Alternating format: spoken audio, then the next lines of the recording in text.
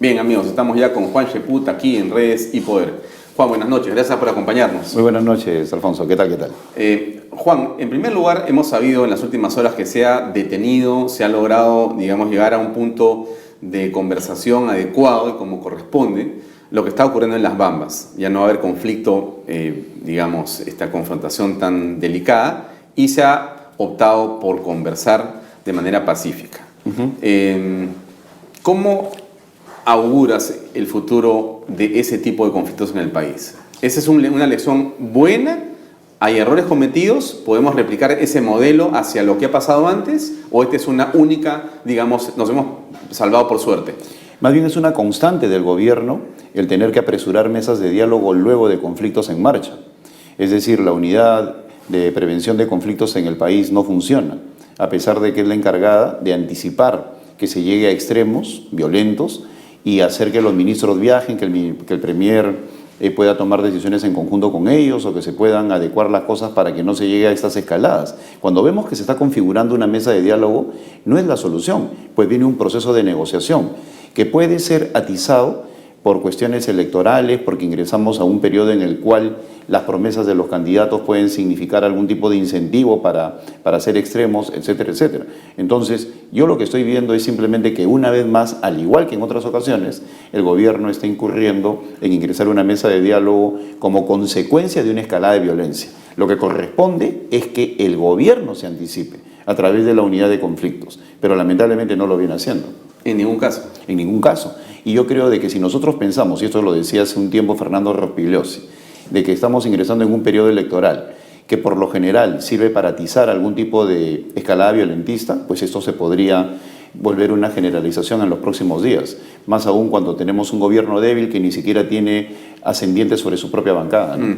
Pero aquí el punto, finalmente, del acuerdo, el acta, tiene que ver con cosas que, bueno, por un lado, levantar el paro, atender a las víctimas de los caídos, atender a los heridos y hacer unos talleres informativos. Pero de esos son estándares. Ninguna de esas cosas tiene que ver con un proyecto en marcha. Un proyecto en marcha tiene que ver, por ejemplo, la discusión sobre el mineroducto, la forma como se va a transportar tal o cual cosa. O sea, de qué manera podemos poner el proyecto en marcha. Mira, el Perú es un país minero por excelencia y agrícola. De ninguna manera podemos darle la espalda ni a la minería ni al agro. Pero hay que ver las maneras a través de tecnología de punta de que esto pueda funcionar, dejando contentos tanto a los pobladores como a los empresarios. No, esa es una realidad que no podemos evadir.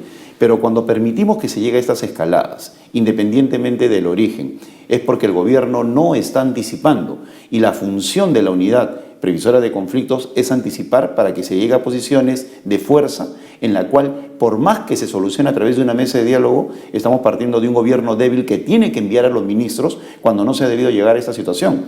Y los puntos que aparecen en el acta son absolutamente retóricos. ¿Que vamos a atender a los heridos? Por supuesto que los tienen que atender. ¿Que vamos a disminuir el nivel de violencia? Pues si no, no podría haber un diálogo. Entonces, están ofreciendo respirar, comer y dormir a un ser humano cuando son funciones absolutamente naturales. Acá lo que tiene que ver es de qué manera puede empezar el proyecto a través de una adecuada tramitación de los problemas que hay con el estudio de impacto ambiental, ver lo del mineroducto, si van a ingresar muchos camiones o no. Es decir, es un tema complejo, pero nada de eso aparece en el acta, ¿no?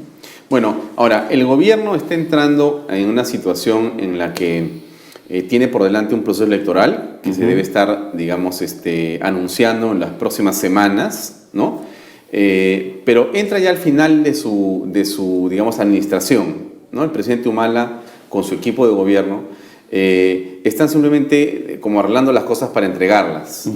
¿Es así como tú lo ves, o da la impresión de que hubiera algún otro factor de perturbación en el ambiente político más allá de simplemente la transición normal gubernamental? El presidente está en campaña y se muestra hoy en día cuando él, su esposa y el congresista Gastañaduy están pues con camisa blanca y pantalón blue jean, tal como recomienda el comando de campaña del nacionalismo. Por otro lado, yo creo de que ellos están en un afán no solo de administrar la salida, sino de supervivir al problema que tiene Nadine Heredia. Y yo creo que eso no ha salido de la cabeza del presidente. El presidente definitivamente está atormentado, ofuscado y perturbado por el tema de Nadine Heredia y sus agendas, y eso no le permite gobernar bien. En las últimas entrevistas que ha dado el presidente de la República lo hemos visto desinformado, lo hemos visto de que siempre ha derivado la conversación hacia lo que significa la protección a su esposa, y vemos a un conjunto de ministros que seguramente, porque están preocupados también del destino de Nadine Heredia, no se han preocupado de sacar adelante sus respectivas carteras, ¿no? Entonces eso está generalizándose en todo el gobierno. Es particularmente dramático, me ha parecido por lo menos a mí, una preocupación enorme el hecho de que el congresista Eguren haya revelado que solamente se ha gastado en el pliego del Ministerio del Interior a la fecha 21% de lo presupuestado para todo el año 2015. Y estamos en octubre. Faltan octubre, noviembre, 3 meses.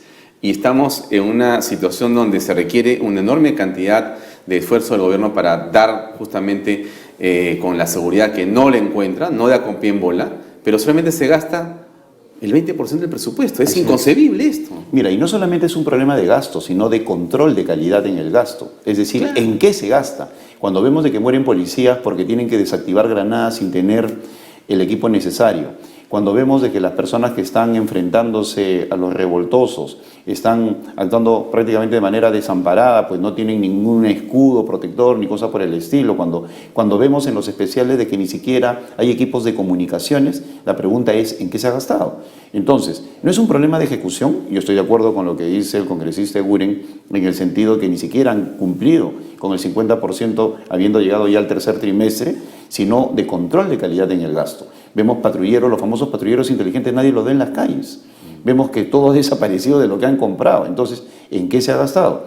Y si a eso le agregamos que no ha habido una reforma policial adecuada, pues ahí tenemos las consecuencias de la sensación de inseguridad que prácticamente se ha generalizado en todo el país. Quizá el presidente Ollanta Humala se ha recordado, digamos que la gran obra de Ollanta Humala sea transferir el gobierno democráticamente. O sea, la única razón por la cual vale la pena acordarnos de ese gobierno va a ser porque transfirió en democracia, en elecciones limpias, su gobierno. ¿Tú ves alguna cosa que acordarse de Humala en términos de obra o en términos de ejecutoria gubernamental? Yo no me anticiparía tanto, pues estamos hablando de un militar, de un ex militar, que ha colocado a 35 miembros de su promoción o la de su hermano Antauro en altos puestos del ejército, ¿no? Como generales de brigada o divisionarios.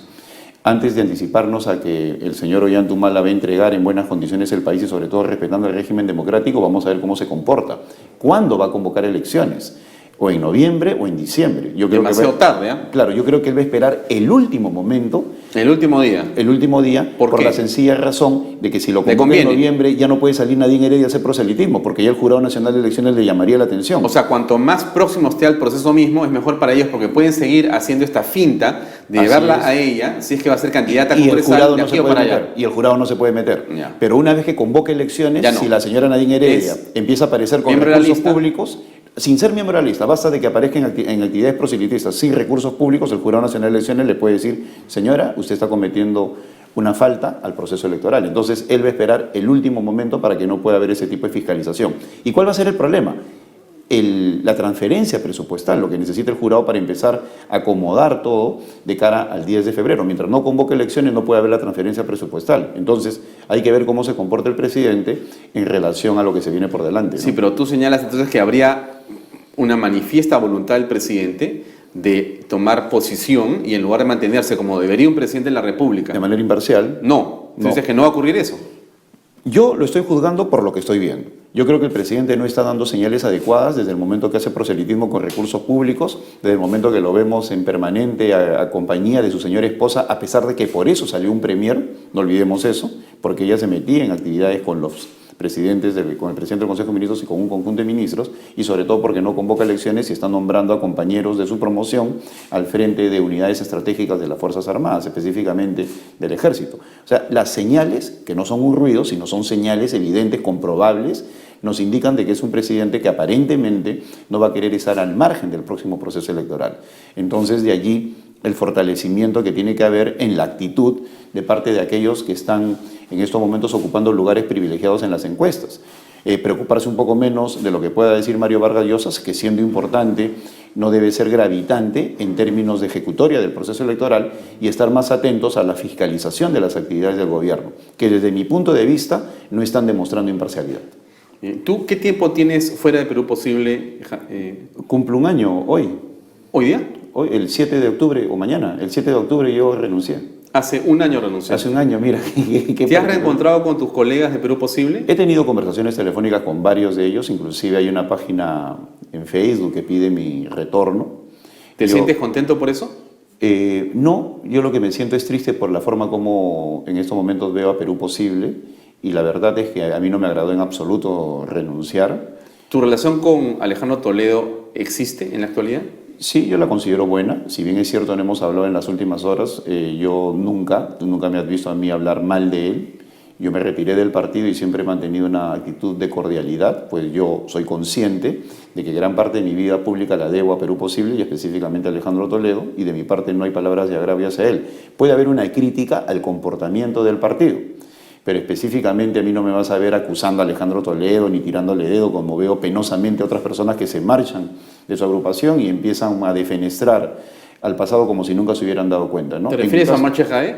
No, en general, me refiero en general porque son muchos los políticos que tienen esa mala costumbre. Lo de Omar yo creo que es producto de una mala actitud del Partido Nacionalista, y más bien él no es un militante. Fue un error lo que han hecho con Omar. Claro, y yo estoy hablando de ex militantes que salen a hablar, y Omar creo que no es militante del Partido Nacionalista. Bueno, pero tú eres pues una especie de novia que todos están cortejando, porque hay varios partidos que te están buscando. Entonces, o al revés, de novio que tiene varias novias que le están cortejando. Ya, depende cómo lo hacer o decir, pero en todo caso vamos a una pausa comercial, Juan, que quisiera que no nos confieses, porque es difícil pedirle una confesión pública, pero de todas maneras que nos cuentes por dónde está más o menos el interés de los políticos en que tú los acompañes en sus listas parlamentarias o en alguna otra aventura, ¿no? De acuerdo, Alfonso. Vamos a una pausa comercial, amigos, y regresamos con las confesiones de Cheput en Redes y Poder.